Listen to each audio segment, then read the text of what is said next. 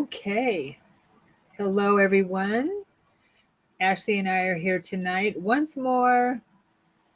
Our monthly update on Star Nation's galactic beings. And I know what? What? What's wrong? Oh, you're muted. Mary, you're muted. That's okay. It's okay. Okay. Okay. Oh, you wanted to be muted. All right. My face was like because there were tabs open for our channel, and so I was hearing echoes everywhere. So I was like, I was trying to close. Yeah, your face was like, Yeah. what's going on? I was hoping it was okay. Continue. So anyway, thank you, everyone. As usual, technical stuff going on as always, and so a lot of buttons to push, and you never know if you're pushing the right one. But we've got lots to share about our galactic experiences, and well, we can call it galactic because I feel like we are part of the galactic community anyway. There's no way around it, especially now that we're waking up to our multidimensional selves. And so thank you for being here. And thank you, Ashley, for being here. Well, thank you. We're recording, right? Yeah. Can Yes. you believe that we used to pilot ships? We can't even run a YouTube live half the time. Yeah. Well, we pilot them now. With the DNA and the thoughts, then it will be challenging. Yeah, as long I as the know. buttons to click, it'll be hard. I think we probably, and I have memories of piloting ships with our, a lot with our mind. Yeah. And so you really have to be disciplined for that. And that's something, modern society is kind of lost, right?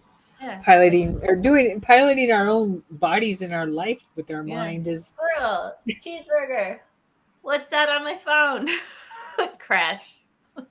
I know we can't even remember what we walked into a separate room for, Mm-hmm.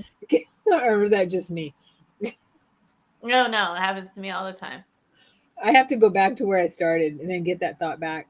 Yeah. I've heard the doorways represent a different thought or a different space for us, and that's why we kind of lose that thought that we had originally as we walk through a doorway.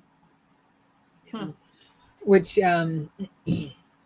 reminds me of something I wanted to share. But to start off, for those who don't know us, I am Sharon Ashley, and I am stationed in the Portland, Oregon area, where I'm offer services as a psychic medium, hypnotherapist, channel.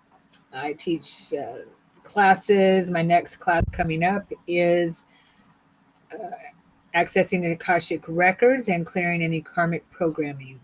And understanding soul agreements that you may have that you no longer want to have anymore.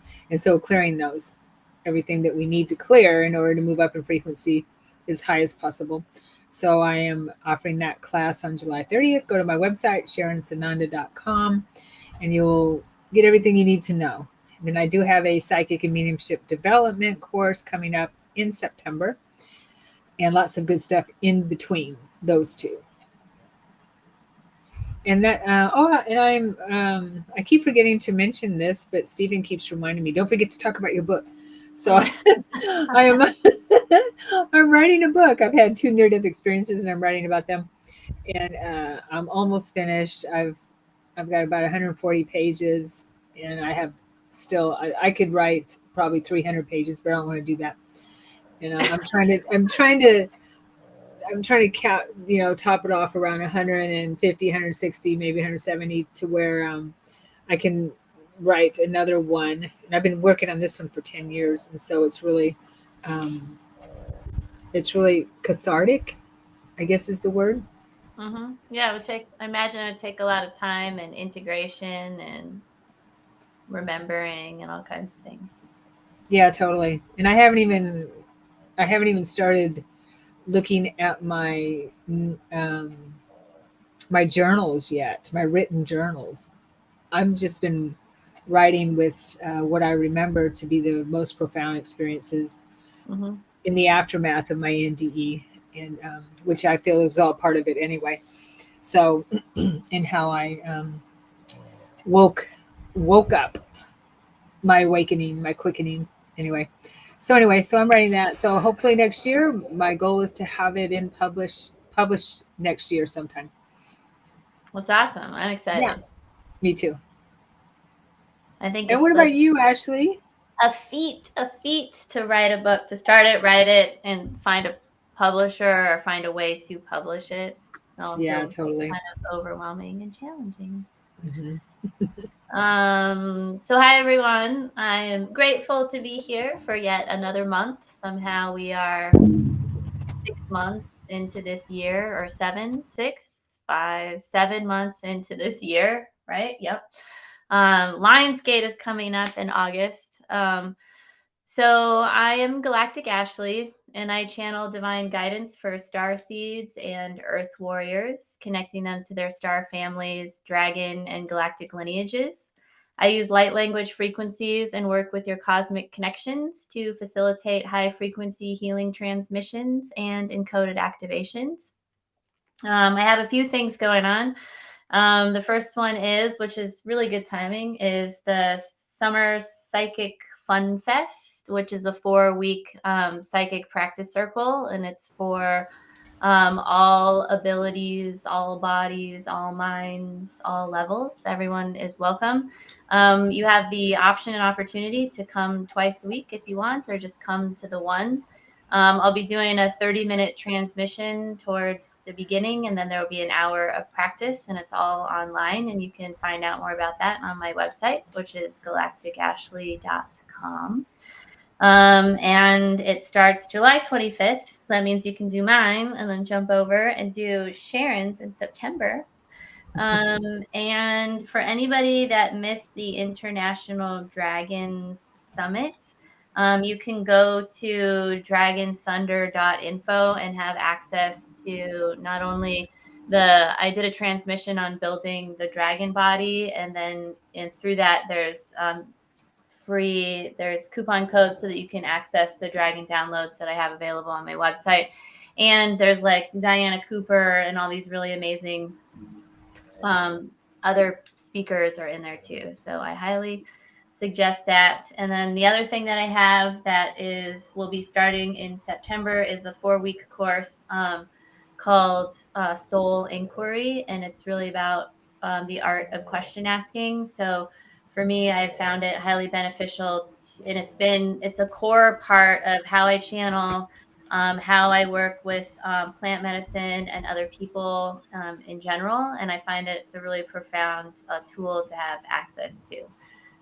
So I highly recommend that. And I think that both of these things that I have that coming up are really good. Sort of, if you've ever been curious about coming into the Galactic Ashley family, I feel like these are really good introductory courses to join. And of course, there's star sessions, and I do one-on-one coaching as well. So, yep. So I'm happy to be here. So thank you. I can't believe a whole month went by. So I thought your email was funny when you're like, somehow a month went by and it snuck up on us. I know, right? Well, that happens in summer, I guess. We're off doing fun things, and before we Yeah. know it, a whole month goes by. Yeah. Yeah. How have the energies been feeling to you lately?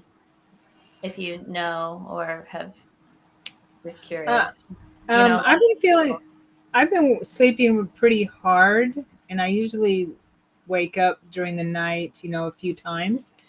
And I just kind of attributed it to my new bed because I've got a memory foam bed, which is so Mm, comfortable. But mm, I feel like I've been also just sleeping pretty hard, and not remembering my dreams every night, which with me that is disturbing for me. So mhm. yeah, but other than that, yeah, I do feel an intenseness for sure.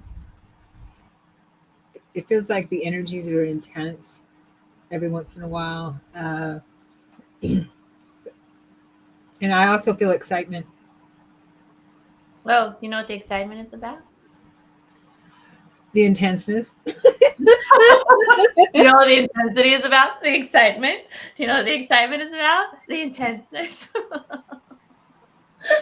That's funny. It just feels like things are ramping up, and ramping up rather quickly. And so I feel excited, and I feel my peeps feel the excitement of it too. Hmm. And yeah, so I feel that. I haven't felt anything that was, well, my electronics have been really giving me a hard time. Other than that, that's annoying. Other than that, I'm fine. I just feel excited about what we're dealing with and what we're going through. Yeah. Yeah. Yeah. What about you? I don't know. It's like a combination of both.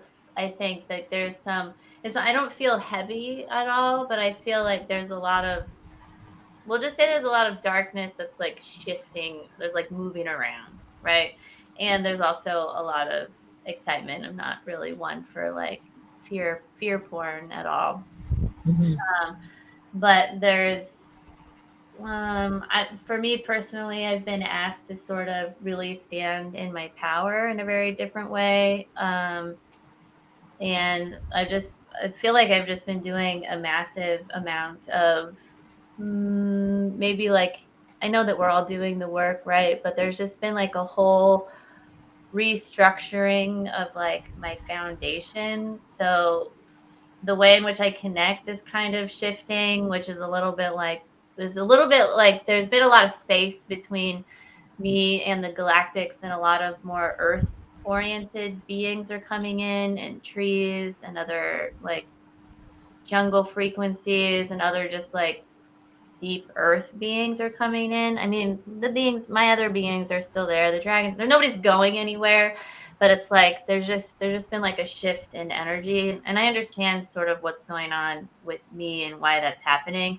But there's a part of me that's like, like I was just with Shauna yesterday. Like, so for those of you that don't know, Shauna L. Francis, she channels a lot and she does a lot of amazing channeling. And it's nice that this is happening today too, because I'm like, we're in galactic frequencies, right? Because there's just such earth stuff is happening kind of like in my world is what it feels like. So it's nice to just get to be in these spaces and be like, all right, galactics, come in. No. Balance, balance. Yeah.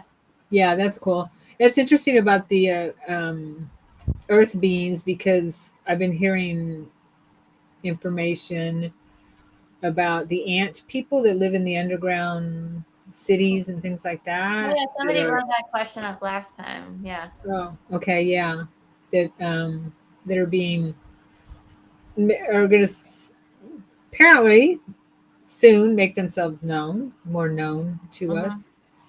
So yeah, that's interesting. They could be, sending out those communications. I definitely feel more drawn to the earth. I mean, where I live. I live on the river, so I'm constantly Hmm. outside on the river, in the water, on the water, and in the water. So it's part of my life. But I know that I can tell a difference if I get too busy on the computer and just get caught up in computer work and that kind of thing, or just not connecting, being outside. I can tell a difference in my energy. I feel edgy, and I just don't feel connected. Does that make any sense? Yeah. Yeah. Yeah. Yeah. So yeah, it's good to go outside and ground, because Hmm. we're part of this planet, our Right. mother Earth. Yeah. So go ahead. No, I was just gonna say, and technically, if you feel like you really align with being galactic or a star seed or whatever experience you're having in the human body, it's still a galactic experience, right? Yeah. So yeah. Right. Right. And you know, we've all come from some different star, or some different civilization. Hmm. at some time. It's, because we apparently have 24 star or seed or extraterrestrial races within our DNA. I think it's 24 or 22. I can't remember. Some say 24, some say 22. But those of us that are aware, and I'm sure everyone watching this, our DNA has been tampered with so much so that we forget who we really are. But we're waking up, and it's really awesome. Waking up, really awesome. Yeah. And I wanted to. I wrote. I crammed, for the show tonight. So say okay, yeah. Among things that I've experienced, I just wanted to share a few things here. Let's see. First off, Ashley and I were talking about flying cars, and I heard about the fact that manufacturers are starting to, the FAA, let me see, the FAA has cleared the first cleared FAA cleared flying car.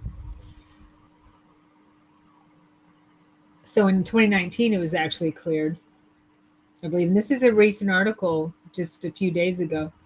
Let me see here.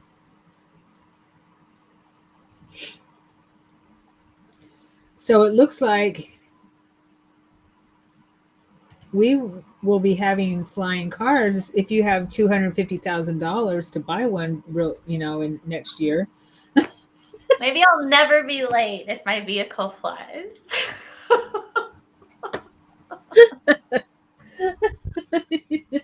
Unless I have to drive to a place to get to the car and then wait in line to use the car to fly in the air. So it'll all depend on if I can just pull out of my driveway or land it on my roof or something. Well, yeah, that's the idea. Yeah. Vertical lift and vertical landing. So that means that they're flying in the interim. So yeah, so it's pretty cool. So looks like there are 6 companies that are creating flying cars. Yeah, and in 2025, they will be available, commercially available, between $250,000 and $300,000. Fascinating. So if we all pull our money together, we might be able to buy a Fender. Who knows? But who knows? Maybe. And I've constantly seen it, and the clairvoyants here have probably seen it too. That within our or intuitive sensitive people, when you see see the future, I want to say within our lifetime, 20 years at the most, that we will have the capacity to purchase flying cars. I wonder if they'll also drive, because then if you're like on the 405 or something, or you're in LA or the 205 and you're like, it's just rush hour traffic and you can just go and then like take off and not be in traffic anymore. Because sometimes you might want to drive. And sometimes well, this one here, let me share it. It looks like a regular car. Huh. Here, let me share it. Okay.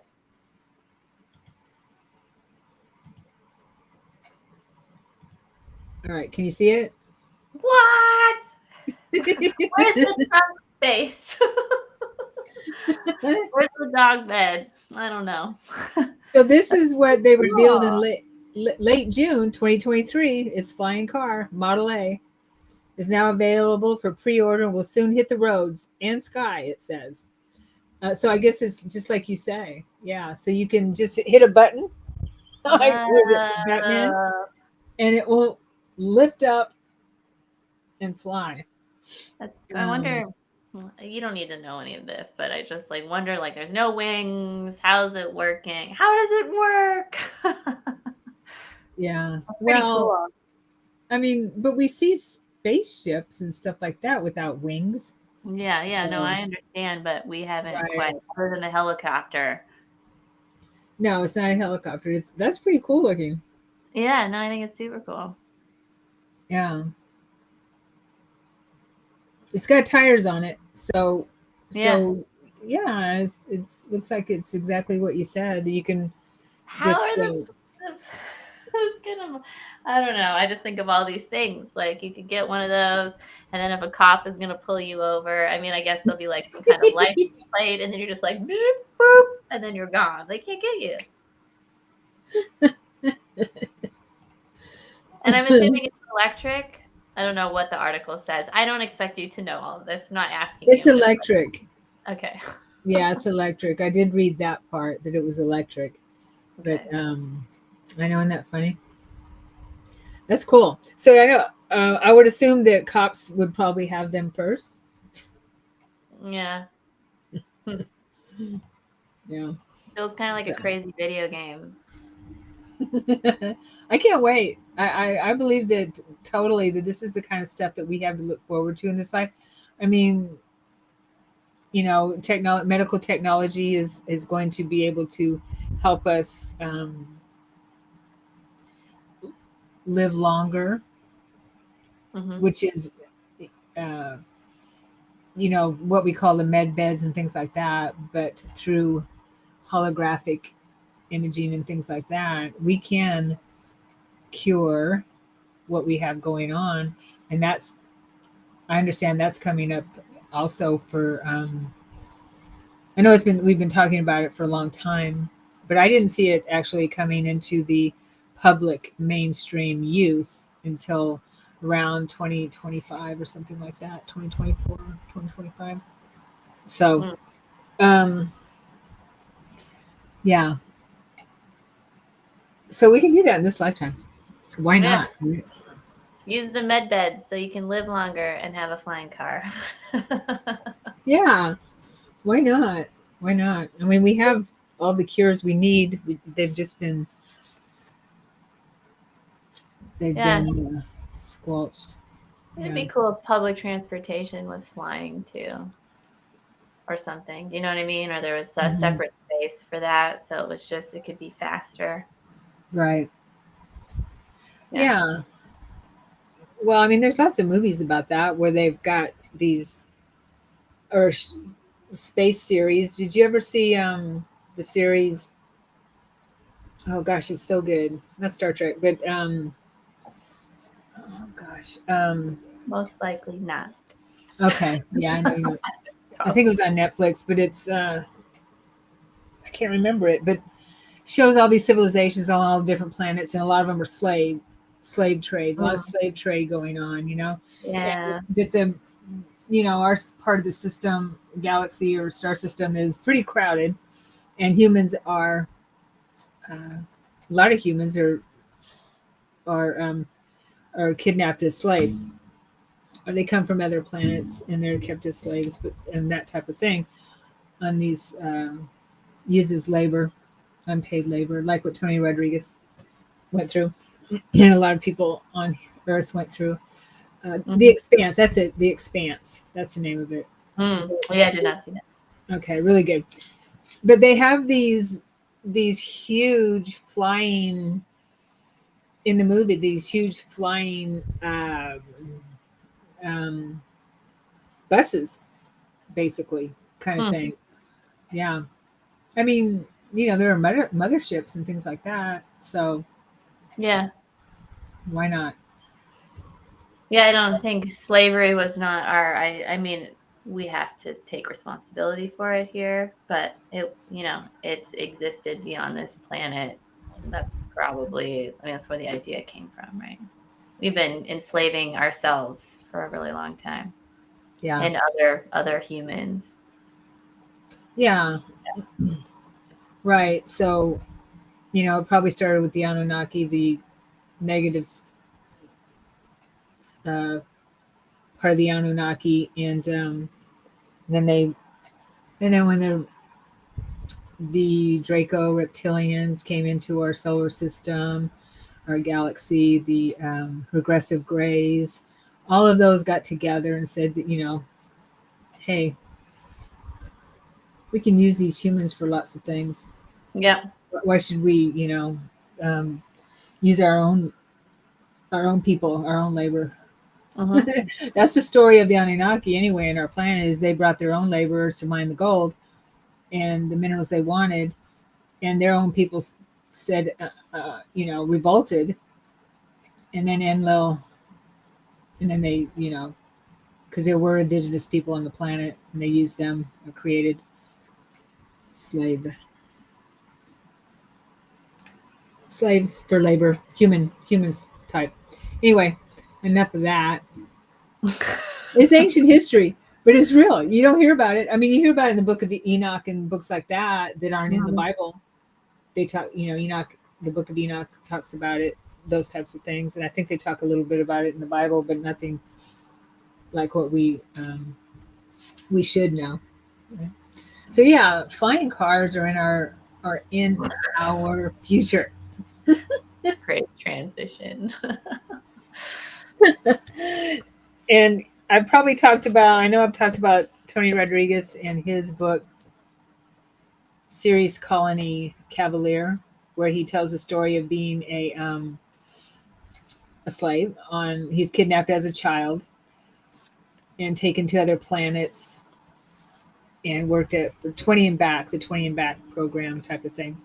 Yeah. Well, he has a new book, and I'm only 4 pages left of finishing it. It's real thin, but it's a story that he didn't share in his first book.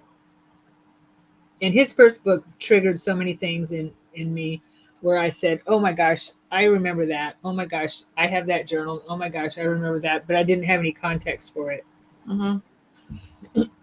So his book actually helped me dive into my own experiences through meditation and hypnosis. And his book is about when he was, and it jives so much with my experiences as seeing myself as another being, where he was during his 20 and Back. They took his consciousness out of his human body and inserted it into an extraterrestrial body that was what's the androgynous, okay? And they use these beings in another star system to create stars. That's why it's called Project Star Maker. And what they do is they go out in these ships, and they kept him there for 10 years. And they would go in they'd use these little personal glass ships, and they'd throw rocks down a gravity well to create stars, to create a star. That was their goal, to create a star. And to the point where it would create a star, it would implode, create a star. And then the idea was to create a civilization on the ring, create a ring around the star, like Jupiter. And so it was really fascinating. They were kept as slaves, basically laborers, didn't have a life, were asexual, that kind of thing. And it made me think about my experiences of seeing myself as as a non-human type extraterrestrial being.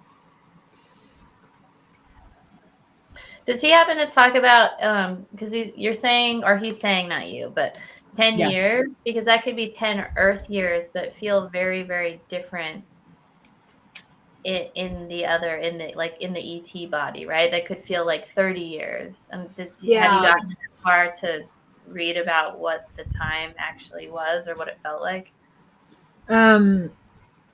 I don't recall him talking about that. I know that it was 10 years in the terms of the humans that put him in the project, because there were humans. It basically was with humans that put him in the project. They made a deal with these extraterrestrials that he would be there for 10 years. But he also found out that that was a lie, that the beings had lied. Anyway, I won't give away the book, but there was a lot there. So it was in, what I understand is, it's supposed to be in Earth years, because they made a deal with humans, and they would give the humans some technology in exchange for these consciousnesses. Hmm. They would provide the bodies, and they would provide the consciousnesses. Okay. Like not humans or humanity, but like the government or the human consciousness, The like at like mil- a higher level, the human consciousness. um, who? Like who's making the deal, I guess. I mean, is it like Oh, government? the military, Yeah. the Luftwaffe, whatever it's called, the German military that are Okay. in charge of the space programs out in space that that run them. But I understand that they're not in charge anymore. The military, the Black Ops military that are out in space, using humans for that kind of thing. Yeah. Yeah. So, Okay. um, so they're the ones that made the deal. Okay. Okay. That Hi, makes sense. Michelle. Michelle is asking, can it go underwater too? Oh, the flying car. Yeah. I didn't see anything about that in the article, but I'm sure we'll have one. Eventually, Yeah. probably. Yeah.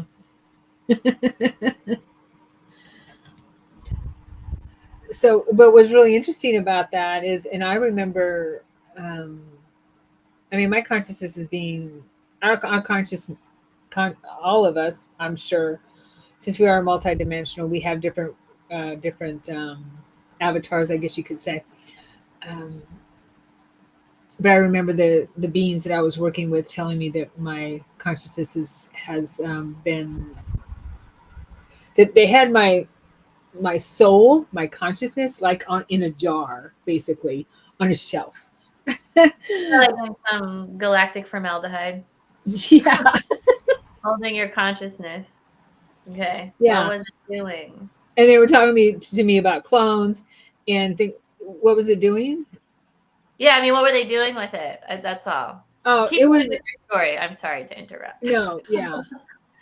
Well, if my during my time there in that program, if my body got too badly damaged, which it did quite a few times, then they would take my consciousness and insert it into another body.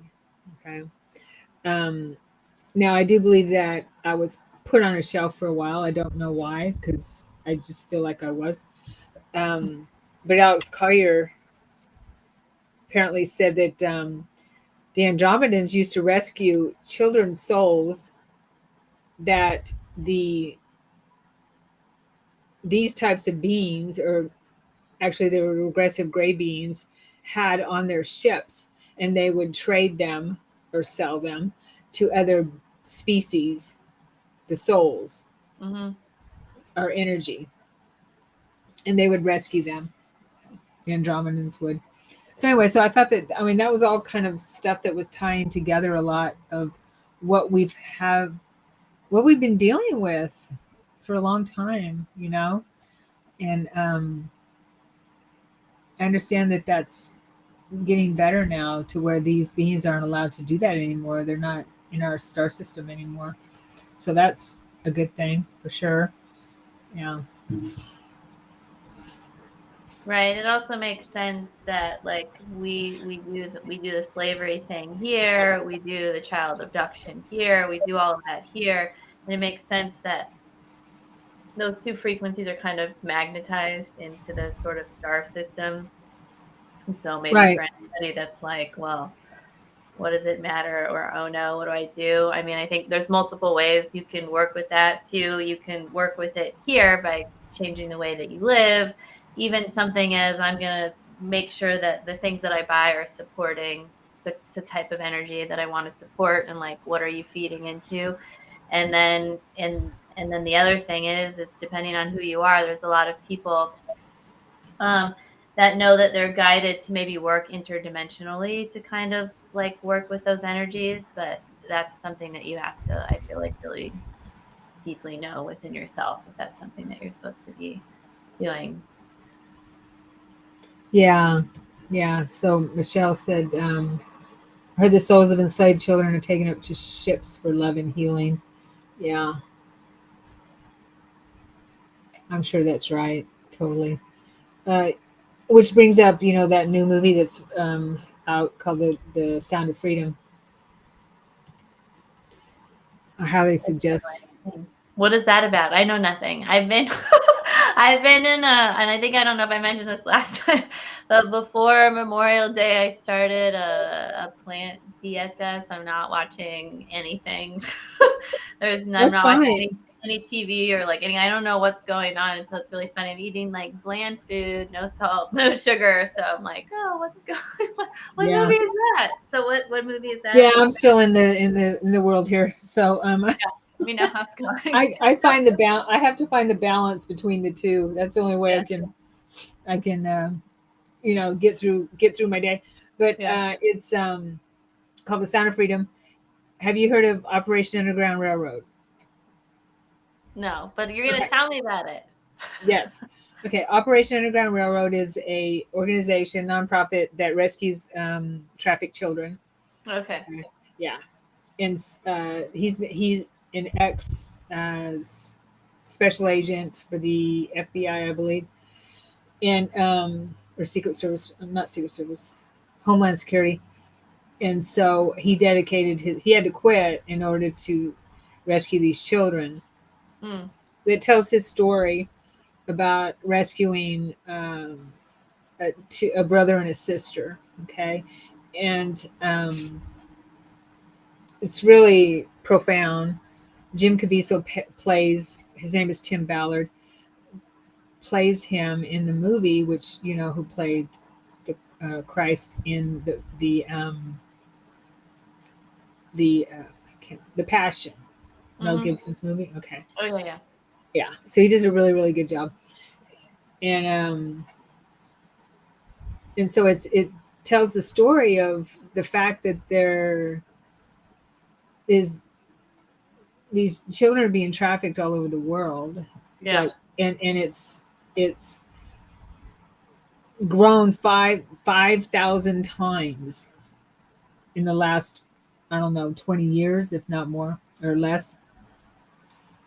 There's statistics in the movie, and you can go to their website too. I mean, I give to them every month because of what they're doing.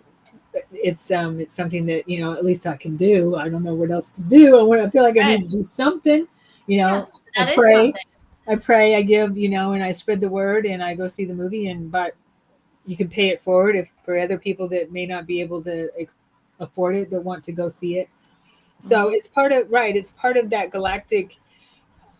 It's not just a human problem. It's part of that galactic connection and being responsible stewards of Mm-hmm. each other.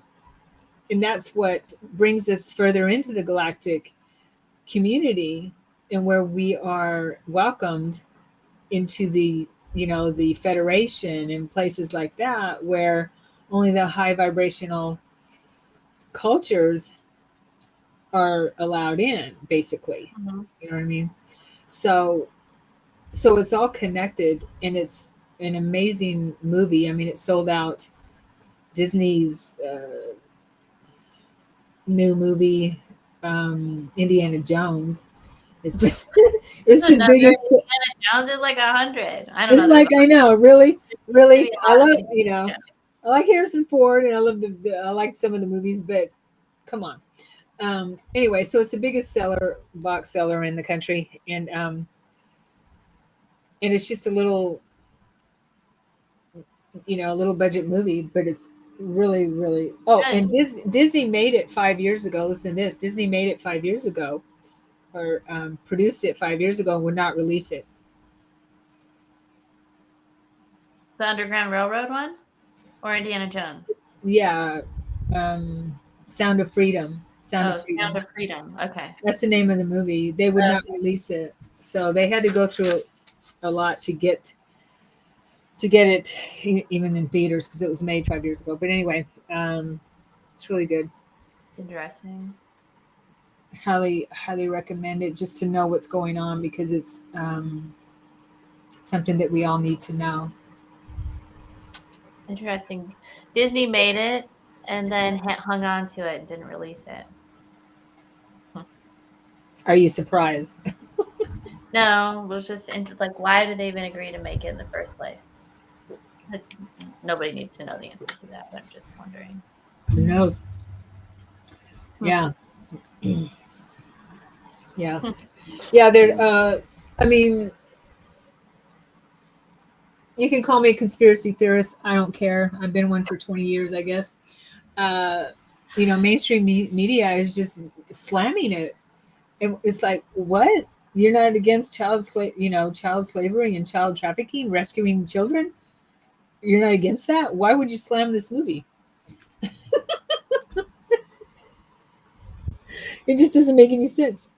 But we're learning more and more what our institutions that we've been, you know, putting put up on a pedestal are all about. Yeah. More and more every day with things like that. Mm-hmm. So let's see here, Michelle. Dr. Peterson, Jordan Peterson, yes. His theory of how human evil started with the Cain and Abel story in the Bible. It really made sense about how we humans are trying to hurt Source by hurting his humans. Interesting, yeah. Um, yeah, there's lots of ways to look at that. I believe that the Cain and Abel story is actually a metaphor or a spin off of Enki and Enlil, the Anunnaki. Mm-hmm. Yeah, but yeah, makes sense. Some I of it, mean, yeah, just the way we treat each other in general and the way we treat everything. I mean, we're just, not just humans, but the animals on the planet and everything. And I do believe that it has a lot to do with being tampered with. I'm not saying it's all our fault. We've been kept in this 3D matrix. When I was writing my book the other day, I had these visions and these inspirations that this 3D matrix was created by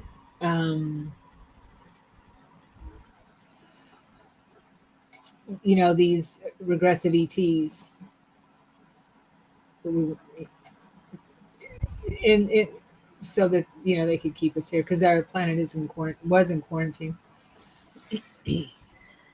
yeah, I feel I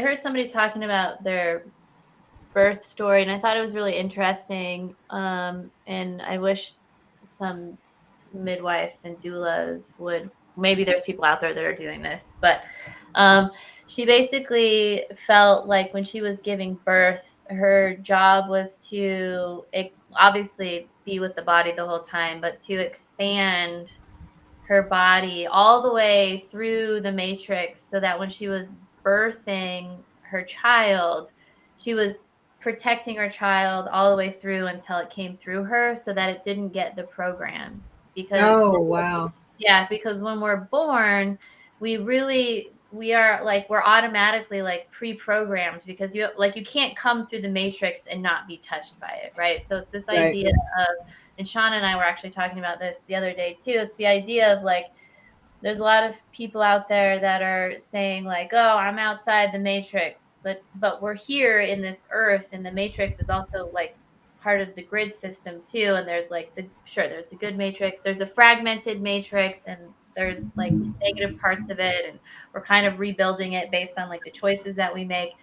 But a lot of the programming, it's like not our fault, but that's like part of what creates the separation between ourselves and source. And I recently had an experience where the beings were like reprogramming something inside of me that was like really like deep down, billion layers, right?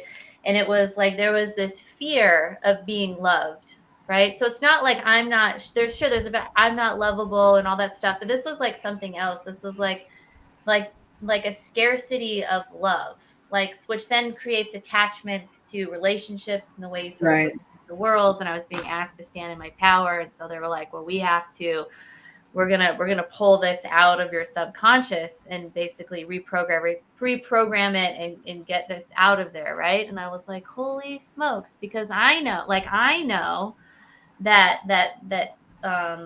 like unconditional love is infinite and that there's no such thing as scarcity, right? And a lot of times we talk about scarcity in terms of money, but this was some other level of something, and there was like a lot of like darkness in that, and there was and I was like part of, like, I was experiencing, because they were just showing me what it was like, right? The image that they showed me, it's that wolf with that has two infants that are sort of suckling on it, which I think is Ramus and Romulus or something. And I don't even know the story about that, but it's a beautiful like she-wolf image, right? But it was sort of like that image, but all of these beings that were just trying to like get attention, right? Just like me, like give me attention, give me attention. But that is such a frequency that is not true and it's not real. And we can tell ourselves that and we can know that, but we have to like fully get in our bodies and like start pulling out some of these serious thought forms that are really like anchored into our bodies, because those are the kinds of things that like that's not a little thing, that's a big thing, but that's like that little frequency is running into every relationship that we have. So if like that you're the type of person that maybe has a hard time with separation or in breaking up with somebody, and this is like a very like sort of obvious example, and there's like a sort of a clinginess that could absolutely have to do with trauma and childhood trauma and a lot of those things, and mine did too. But there's also this like deeper like matrixy programming that is there, that is also causing that. So to me, it's like we have to deal with the human experience and also the matrix and also the past lives and all of these things, because our bodies are really connected to all of it. And there's like a wisdom in our cellular structure that has access to everything. And I just think it's all really fascinating and very interesting. And I was just like, I can't like, because it was really intense. I was like, this is intense, like this need and this thing. And I was like, wait a minute, like I'm not doing this. I'm not participating in this because that's not God. Like there is really no separation. But that belief of separation between us and God is multi-layered through like our super, I mean, maybe not like our super conscious, right? But just like all of these parts of us. And you just got to get in there and just pull these threads out and Yeah. just look at them. It's intense. Yeah, and that's where it started, didn't it? I mean, it's every lifetime pretty much.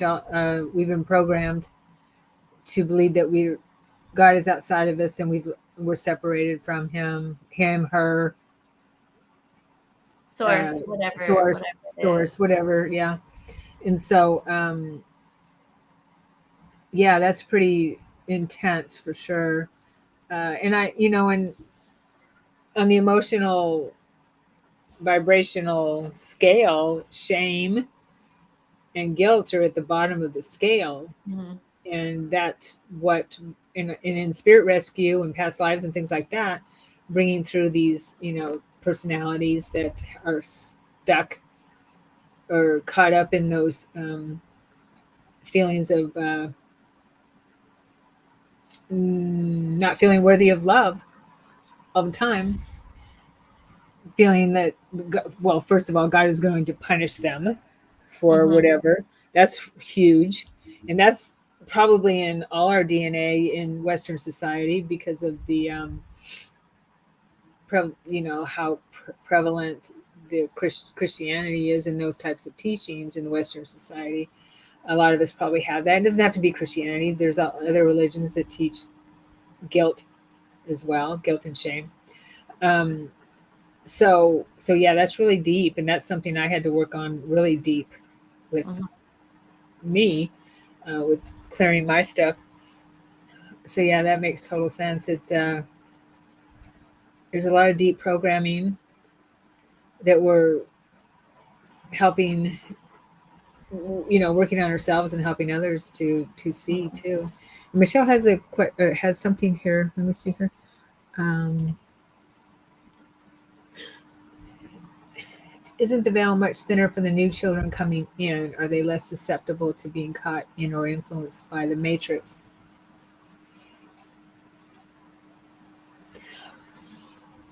I would I would agree with that. I also agree that the matrix is falling. Is as we wake up to the veil, the lies we've been told over the hundreds, if not thousands, of years, and so and we're bringing in so much more light. So it's kind of like a double-edged lightsaber, right? So, if you see Star Wars, I think there was someone who had the double light one. I can't remember who it was, um, but because they come in more aware, and the Matrix is falling at the same time, and they're helping the Matrix to fall by coming in with as much light as they have. So yeah, it's an amazing thing. What do you think, Ashley? I feel like it's thinner for them, but I feel like it's also important to keep in mind that some people are really taking on a lot, even with their family lineage and DNA, and so all these other sort of influences are going on. And I feel like if you are born into like a super matrixy family, that veil might not be as thin, even though like it's available.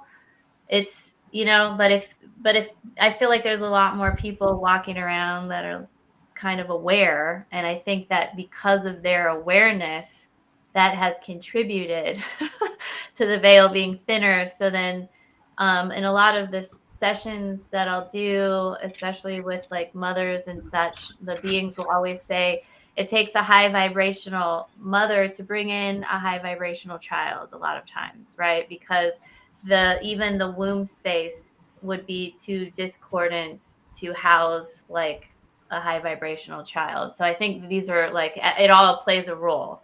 I definitely feel that the earth has shifted her frequency a lot. And this was a message that started coming in a while ago. And I remember when it first came in, I felt really emotional about it because I'm somebody that experiences ADHD, but that the earth is like, the vibration is shifting to the point where a lot of people that are neurodivergent will become sort of less neurodivergent because the system is sort of oscillating to those minds and to those vibrations, and almost to the point where those that don't experience neurodivergence will become neurodivergents, and things sort of get swapped in a way.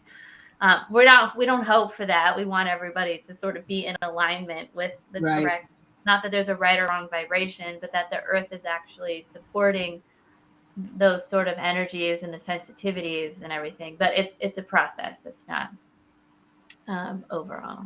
So yeah, I mean, there's the ancestral karma, but also there's so many things that happen inside the human body with just getting the central nervous system is very much dependent upon the mother, and sort of creating proper sort of loving attachment and safety. And when that's not really in alignment, it just, so many challenges can happen, whether which I think contributes to like the matrix and everything else. But yeah, I would say overall it's thinner, but what does that really mean? And sometimes I feel like when I look at the earth, there are places on the planet that have a thinner veil than other places, which we probably already all know that, but that's what it Yeah. feels to me. Hmm. Yeah, totally. So one thing I wanted to share too on my list here is that Michael Saul, I follow him. I think I mentioned that he has an army insider who reports missions that he goes to. And this one, he went on, and he was an undisclosed location in the United States. He can't. He said there's others around the world too, but he can't even say the countries. But where he was met by tall Nordic beings who have white skin and white hair, and he was in a time travel facility. So let me share what he said. I listened to the interview, half of it. I didn't listen to the whole thing, but he kind of sums it up here. It was really fascinating. Okay, let's see here.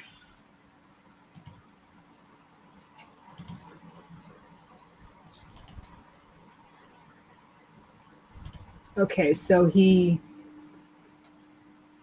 JP, who currently, on June 23rd, 2023, JP, who currently serves the U.S. Army, was taken to an undisclosed location with 5 military personnel from different nations who were all multilingual. They met at the location with Nordic-looking extraterrestrials who work with scientists to develop time travel technology. In the main room where the multinational team went, there were 4 time travel devices shaped like hemisphere tunnels with event horizons that would transport one, and I don't have the rest on the screen, 2090, transport one person, I believe. And these are the years that were written on the tunnels: 2090, 2050, 1940, or 1550. JP said that the multinational team was interviewed about whether they would volunteer to travel to any of the time periods to conduct research on space arcs. They were told that they would spend up to 10 years at the location and then be returned shortly after their departure, thereby not unduly disrupting their everyday family life. So that sounds reminiscent of Tony's 10 years that he talked about. Yeah. Right? So they're gone for 10 years, but they come back to base they come back like 10 minutes later or a day later or something. No, like in the same time. And that's what Tony Rodriguez talks about in his books, that when they bring them back, no time has really gone by. Right. Yeah. Because they're outside, the Earth matrix or whatever, the time matrix, whatever time matrix they're in. But that's fascinating. In the interview, he talks about seeing some people coming out of secret space program. Yes, Michelle. Yes, totally. Coming out of the portal. It reminds me of, let me stop the share here, of Stargate. Did you ever watch that series? No. Like the worst. I know. I haven't seen like any of these things, which is fine. That's fine. I know. I'm kidding. Yeah.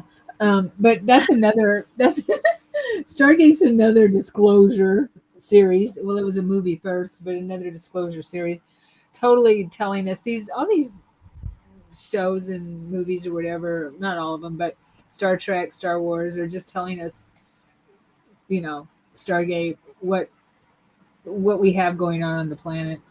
And like that series I was talking about, the Expanse, I was obsessed with it because it was like, I've been there, I know this, you know what I mean? It was so real. Yeah. Journey of Truth let's see, podcast covers it a lot. Covers what a lot? Oh, Secret Space Program. Yes. Good. I need to watch their channel. I don't watch it, but I know about it. They just had a big annual conference in Grafton, Illinois. I heard about it. Cool.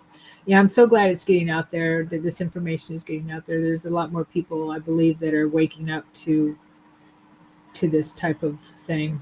Yeah, I know a couple, and it's nice that there's a space for people Yes. to go to sort of process that, because that's just a whole other level of trauma and just a lot of torture and all kinds of awful things. Definitely. Yeah. And that's why my memories made so much. This is what made my memories make so much sense. Because as they were coming through to me 20 years ago, I didn't understand them. But now I understand them a lot more. Anyway. Yeah, so that's really cool. Time travel portals. Mhm. I didn't hear the video to see if he agreed, but how can you say no to that? Because that didn't sound like a torturous thing. That just sounds No, like you go on it didn't. an No, arc, and you could go to the different time periods. Why would you go to 1950? who knows? I mean, there's a 2090 was an option. Yeah, I guess they have to have missions, certain missions where they have to go, or uh, Mm. I believe that there are people visiting us from other times now, and we're doing it all the time. You know what I mean? And if you watch any of the Star Trek shows, there was a theme throughout. I think it was Enterprise series. There was a theme throughout the series of a temporal war. Okay, which is kind of like what we're dealing with, or was dealing with, where these beings would come from the future and try to and manipulate in the crew's current time to change things Mm-hmm. for the negative. And so a being from the Federation would come from the future to work to stop them, right? um, and he explained to the captain that it was a temporal war going on and he was part of it. And so yeah. And see, doppelgangers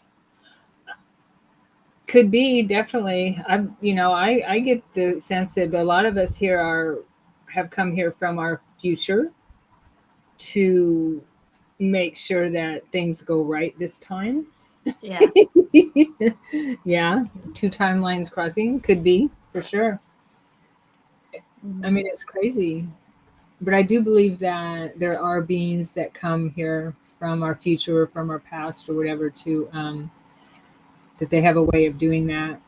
Check up on us, maybe check up on things, make sure things are going okay. Maybe that's what they want him to do. Yeah. Or to help, right? I mean, to help you help yourself. Because they're never really not necessarily telling you anything, but to me, it's just other aspects of yourself. I know that what you're talking about with the arc is different, but when beings come through you or to you, it just feels like there are other aspects of yourself that are existing. All of time and space is sort of crossing in this one point of being very present. So, but that's different than like a temporal war, because that feels more like um, beings are trying to, like, maybe they went extinct or made some really bad choices that have affected their consciousness. So they're like, we're just going to screw yours up, which there's like a loop because you're still choosing not appropriately. Like you're still not choosing like source, you're choosing something to try and have control over something. But a temporal war to mess around with stuff doesn't feel okay to me. It's just I a cannot scary. approve. Yeah, I know. It's even a scary phrase, isn't it? Yeah. It's scary. It just, you can just feel it in your body. Just the word, the temporal word, just that right there, Yeah. just makes me tighten up. Yeah, because it's scary stuff for sure. Yeah, remote viewing. Well, yeah. I mean, we have the ability to time travel through remote viewing, through out of body experiences, through meditation, all that kind of stuff. We have that ability for sure. If that's what you mean, Michelle. Yeah. Which reminds me, let me read something about my meditation the other day. I wrote it down. I forgot about it till I was reading my journal. Um, yeah, I was in my morning meditation, and I was, I just asked, they could show me whatever they want. I just let things flow, whatever. Um, so I was being shown how to affect things with my mind. I was sitting with my guide, and I could see a granite table in front of me, beautiful granite table. and there was an arrangement of stones that were in a um, some type of iridescent container, and there was liquid in it. And the male teacher I was with showed me that he could use his mind to boil the liquid. And he said, and he told me, okay, now you try, you do it, not try, but you do it. And as I was started working on it, I was brought back here, so I didn't complete consciously. I don't know if I completed the teaching, but that was pretty cool. Do you know where you were? I haven't dove into it again. I was I in, mean, like in a like, did it feel like Earth? Did it it feel? felt like on a ship. It felt like on Okay. a ship. Yeah. Yeah. I spent a lot of time on the ships. I felt like that was with him on the ship. Yeah. I like it. So that was cool. Yeah. What did the rocks look like? They were, they looked like, well, they were all different colors for one thing, but they just had this kind of iridescent glow to them, but there wasn't anything that was, they looked blue and green and those colors mostly. There was some orange in there, maybe about this big. Yeah. The granite, I remember the granite table or granite type table. It was beautiful. I just remember how beautiful, looking at the table and thinking how beautiful it was. Yeah. But when I was there in that space, I was used to it. Me was thinking that table is beautiful, but the me that was there was like, oh, okay, we're in here again. I'm in school again. I'm in class. All right, what are we doing now? Okay. Yeah. And then I had a dream. It was kind of like a semi-lucid dream recently where, which I think it has to do with disclosure. Hmm. And I could see these very tall, and they felt like indigenous type of beings, that wise indigenous type of beings. They felt like that. I saw them standing on a hill. Okay, and let's see here. I see them standing on a hill. I'm with a group of people, and I see them standing there, and they're standing there, and they're holding like a staff. There's a group of them, and I go back and I tell the people that I'm with, because I'm just standing there by myself, and I see them standing there watching us, and I tell them that these people, they're not to be afraid of them, that they're very kind and very wise. Okay, Mhm. and so they're. Some of the people are saying, are kind of afraid of them. Yeah, and they're, one of them has a staff that's wrapped in green foliage type of thing, and I say, oh, they're here. I remember that part, and they're coming down the hill, and the group behind me starts to run from them. They're afraid of them, and I was the only one standing there. And they walked toward me, and they said to follow them, and we walked toward the ocean, and that's and I went to the ocean to see he's looking to see who he's looking at, because we were walking toward the ocean, and I went with him to see who he was looking at, because he was looking out on the ocean, and I woke up there. So What I did woke up. what they feel like? I woke up feeling like they were not of this earth, or not of the of us kind of thing, and it didn't feel like a regular dream. It definitely felt like some type of experience, and it could be some kind of a message about that some people perhaps aren't ready for disclosure. Are we ready? Is the public ready? That was the question I wanted to ask. Mm. You know, what do you think, Ashley? I mean, some are and some aren't, and it's gonna happen, and you're gonna believe it or not believe it, and it's gonna ramp up a whole bunch of fear, and people are probably gonna go nuts. Yeah, in what way? In what way? I feel like it might bring some people. I feel like it might bring some people together because of a common interest, or like, oh, this is happening. I saw that, you saw that too. And then there's going to be other people, like whatever that is, right? And maybe you can't even, like, what the hell is disclosure to begin with, right? It's a lot of different things. I think it's the, however, we will all handle disclosure um at the same level that we are able to handle suspending. Like in my course, we talk a lot about, like, when we're in this course, let's go ahead and just suspend our belief systems.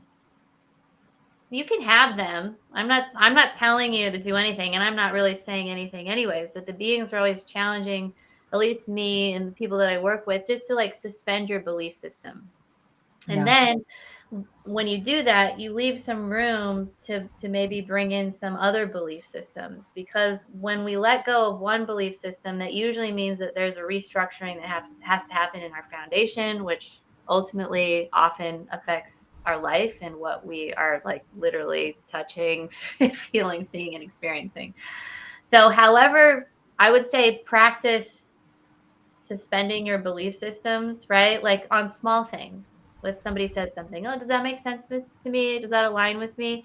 So, however good you are at that, or trained that you are in that, will be, however, that will be how you are able to sort of handle the disclosure things. And also, I feel like in all of this disclosure stuff, there's going to be some manipulative things that are not necessarily true that are also going on. So again, I think we're being asked to do a high level of discernment. And I think overall, it's going to create a lot of divisiveness. And of course, at the same time, the beings have been talking a lot about micro communities being really important. And so people gathering in small spaces and and starting these sort of smaller communities. And eventually, as those communities build themselves, they'll connect to more communities. And then those sort of larger communities will go together. So, and at the same time, we can't really say this community is better than that community, or those people don't know what they're talking about, because everybody is still on their own ascension process, because I still firmly believe that all paths lead to ascension.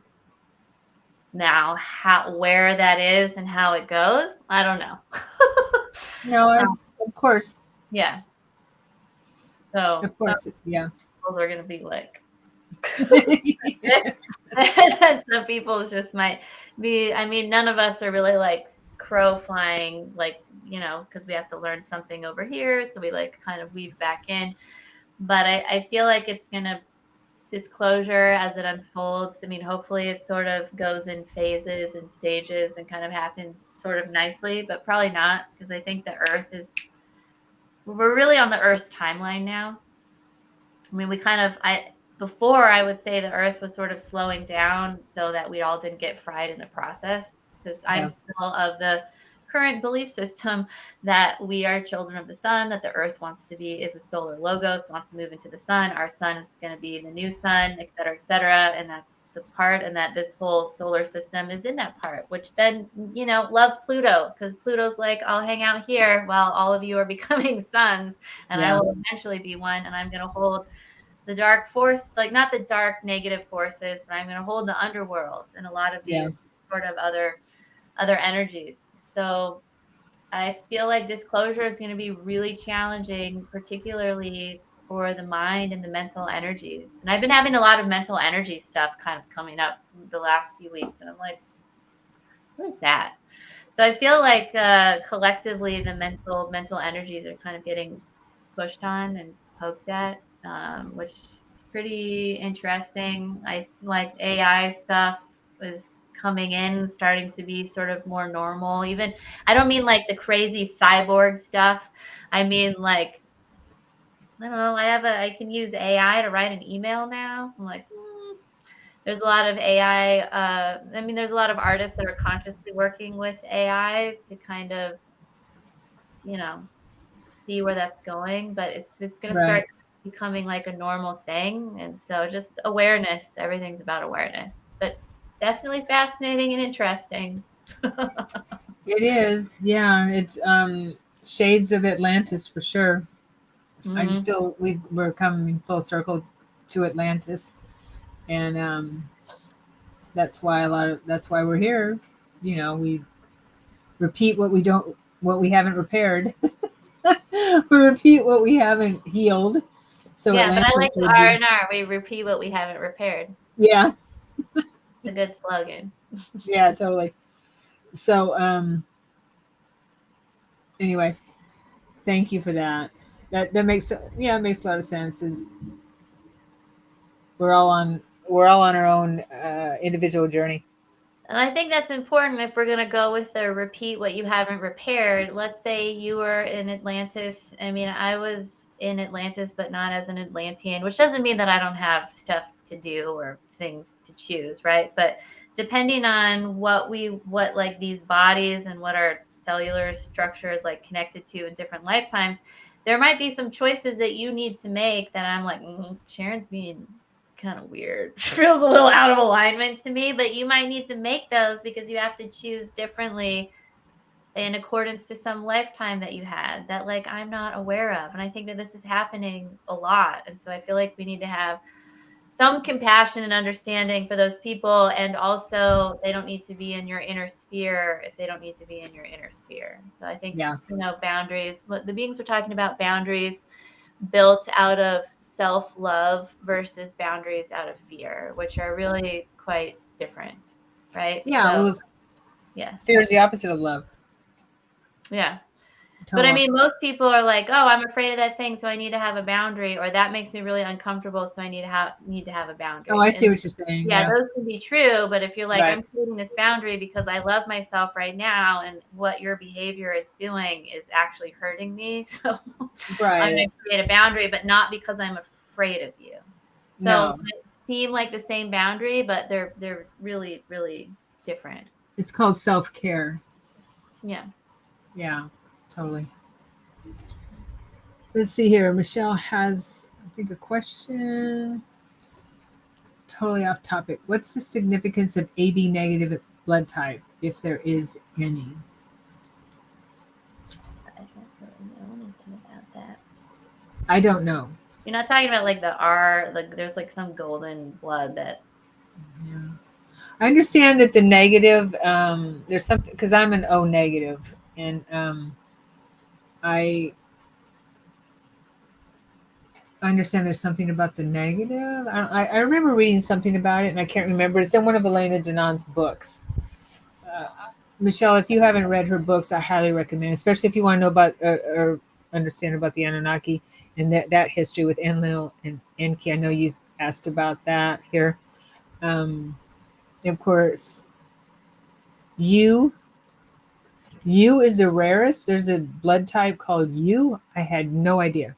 Yeah, so AB negative is the rarest blood type in the ABO blood, and only 3% of donors belong to the AB group. So that makes sense. I don't know any like what that means. You're living on the edge. I don't know. I could try and tune in. Do you know anything about blood types necessarily? I wouldn't say like if you're this blood type, it means you're this galactic being. I've never received a message No. back, anything like that. Well, I understand that my blood type goes all the way back to caveman days. So I'm supposed to be a meat eater. Mhm. Yeah, I mean, I don't eat eat as much meat as I used to. You can only use you. You can only use you.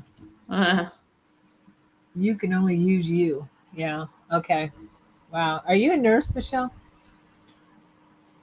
Yeah, I don't. I have never heard of blood type U. Because I've heard of RH negative, which I think, I've heard of that too, yeah, that's being really some challenging. star. You basically have to be needed. Yeah, totally. Yeah. I'll have to look that up. I think what they do is, I think that you donate, you basically stock your own blood, like for your, Yes, I've heard of that. Hmm. yeah. And hopefully you have a family member, but maybe not. So that's the other thing is, I mean, so that's my other question, right? Is because our blood types are based on our parents' blood types, and so like, so you might think, oh, there was probably maybe aliens aliens came in and altered the blood type, and so you're a U. So where did the U come from if there wasn't a U before that? And so I think that if you were like an RH negative, that maybe one of your parents have that, but it's still super rare, but it's somebody in your family line. So mostly they stock their own. You have to stock your own blood. The problem is that if you're in an accident and that blood is in a different state or somewhere else, they have to try and like get it to you. But yeah, it would be kind of a challenge on the fear part of you. Like you're living, do you worry about that or not? Yeah, that's the biggest. I think that's the biggest problem with Western society is the fear of death, and that's how these manipulators can control us. Mhm. Yeah, that's how they do it. Um, but I want to change the subject real quick. I don't know why this came to me. Whatever you were saying, brought it up. I've had the thought that, or inspiration, or thought, I don't know what it is, that perhaps Yeshua, the baby Jesus, Yeshua, and Mary and Mother Mary, okay, that Mother Mary became pregnant from a star being,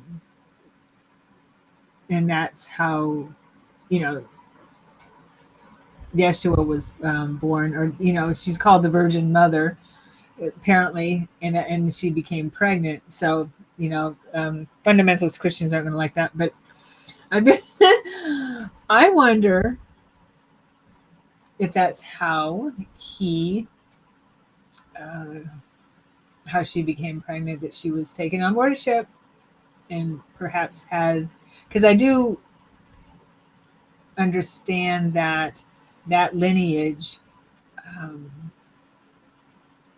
may be Pleiadian. I'm not sure. I think it's I thought Pleiadian. it was maybe. I thought it was Arcturian, but Oh, I don't know. Turian. Okay. Okay. Um, and They so could be both, right? they I think can be. Yeshua and the Magdalene come in together uh, as their Arcturian selves. So it was a while ago, but it doesn't mean that they didn't have Pleiadian lifetimes and aren't, Right, because I think the Pleiadian civilization is newer than Arcturian, so that makes sense totally. If I'm correct, you know more about that stuff. Um, but that's the only thing that makes sense to me. What do you think? Yeah, that sounds awesome. I'm it's either that or the angels, right? When you look at like the announce like I can't even say it, Who? so I'll let it go. But like my brain is going back to art history where the angels come down and they announce that like she's pregnant, Oh right? So yeah. again, something has come down to announce that she's pregnant and that this Yes. is happening, right? So winged beings, whether the seraphim, the archangels, the whomever, something was involved, and maybe a ship was also involved, right? Because there's a lot of Right. ship stories with Yeshua's background. However, this was a long time ago. I remember seeing this sort of in the future and how that looks and how it actually happens. I don't know. But I was shown that for women who really, really like, so this also, there has to be like a divine desire that is in it. Not just, I would like to be pregnant, so then you're pregnant, but like a really deep desire to be pregnant that you won't need you won't need semen, sperm from a male, like that within yourself you can basically impregnate yourself. So I've heard that.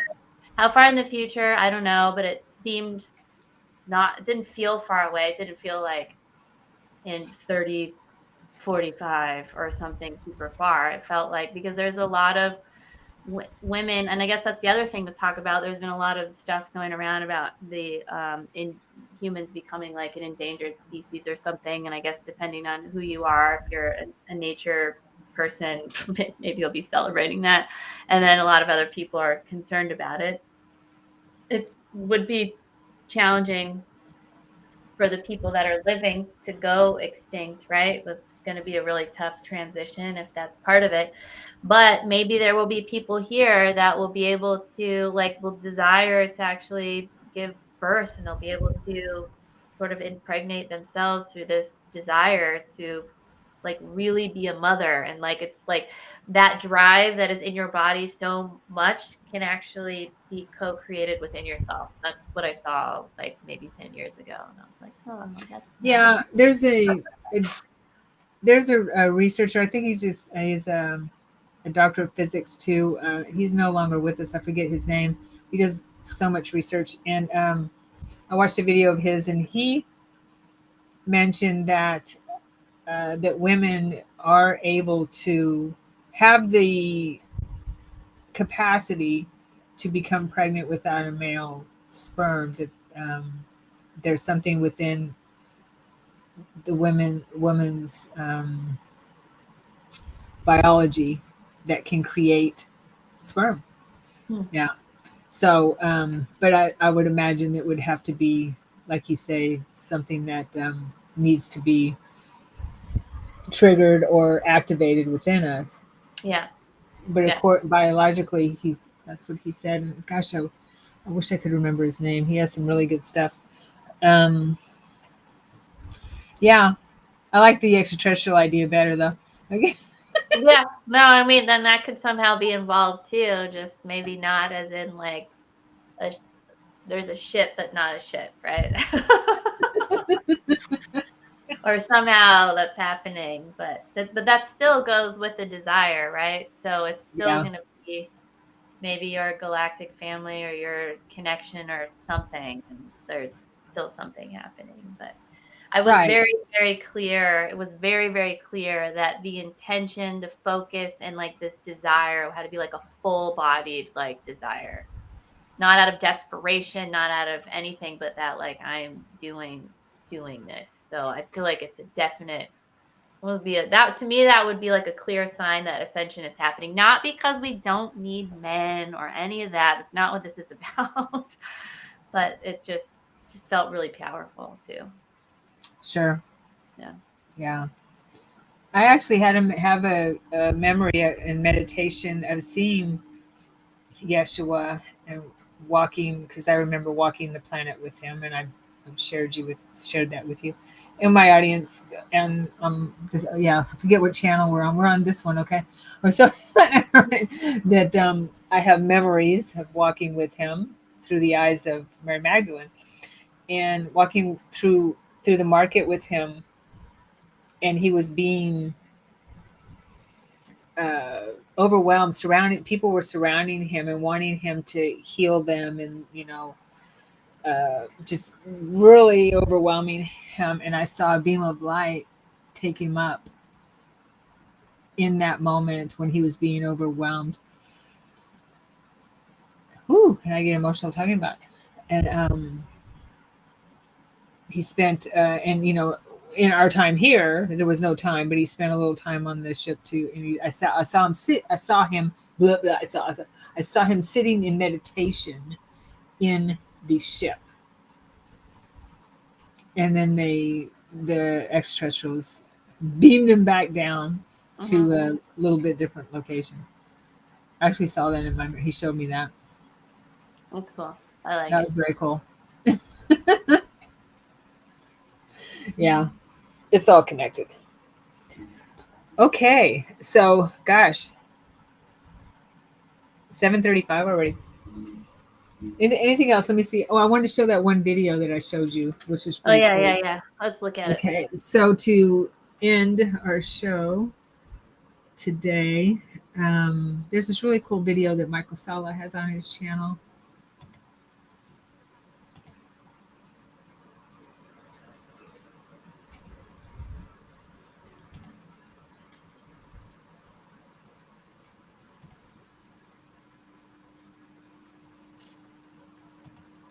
Can you see it? Yes. Okay. This is the video called Comburgus video, which is a close-up of a craft so close that you can see the occupants. It is 100% real, and I was there as that was filmed. The whole footage has been analyzed for a more scientific work for 2.5 weeks, frame by frame, pixel by pixel, and this is 100% genuine footage. That was too quick. Did you see those extraterrestrials?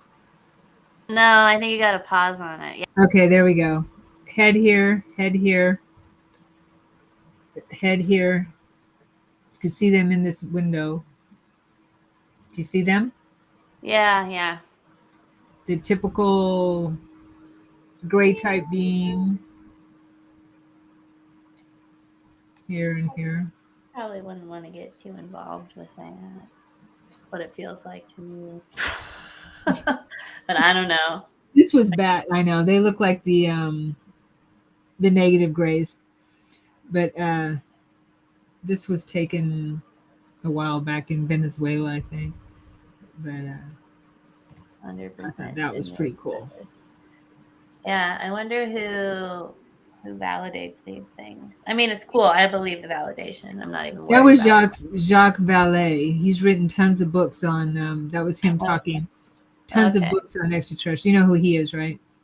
I think so. Yeah. Yeah, I have some of his books, but he's one of the leading authorities. That was fun. pretty cool. I like video time. Yeah. Oh, and I got to share one that Jay got. It's kind of cool and weird. Okay. And he does say, "What the f is that?" So, apologizing ahead of time. It's kind of small, but you can see it. I have it in regular speed, and then I have it slowed down. All right, I'll show you in regular speed first. Okay. Let's see if I pull this up. I wonder if I can do that from here. No, it's not like something like that. Oops. What? It's not? Dang it, Jay. No, it's not a big ship like that, but it's very strange.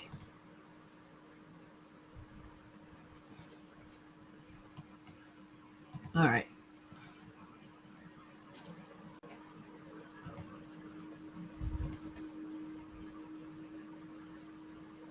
Do you see my Yeah. window here? Okay. Yes, I do.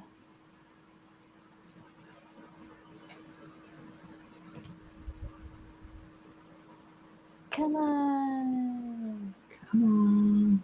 Can you double click on it? Here it is. All right. There it is. Okay. So there it is. You see it? No, I don't. I see the window that you opened, but not the video. Oh, shoot. Yeah. For some reason. No. I'm not able to share that. I'll have to put it on YouTube. Okay. Share it from YouTube next time. I'll share it next time. Okay. Okay. Now, Alrighty. oh wait, now you have to unshare your screen so we come back. Oh. There we are. Way too many buttons. Okay. All right. Anything else? Any questions? Anyone else want to share something they've experienced before we close?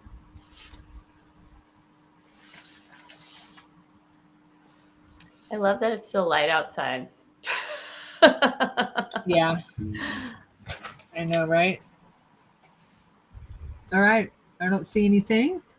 Thank you, Ashley, for being here. Yeah, thank you. It was fun. Yes, thank you, Michelle.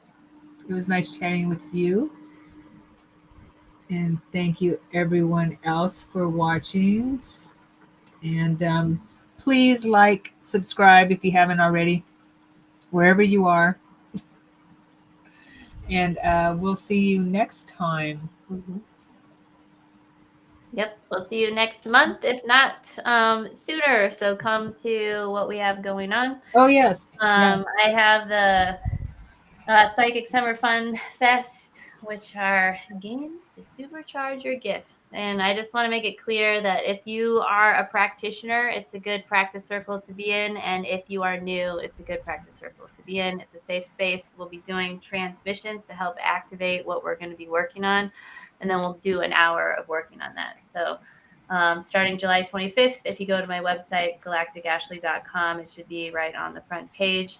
And I'm looking forward to working with all of you. And then after mine, then you can join Sharon's in September. Yes, yes. And you have at the end of the month reading thing, right? Mm-hmm. Yeah, at the end of the month, I have the Akashic Records and clearing any programming that you don't need any longer. Good stuff. Awesome. All right. All right. Thank you, Michelle. Thank you, everyone. Woo. See you out there.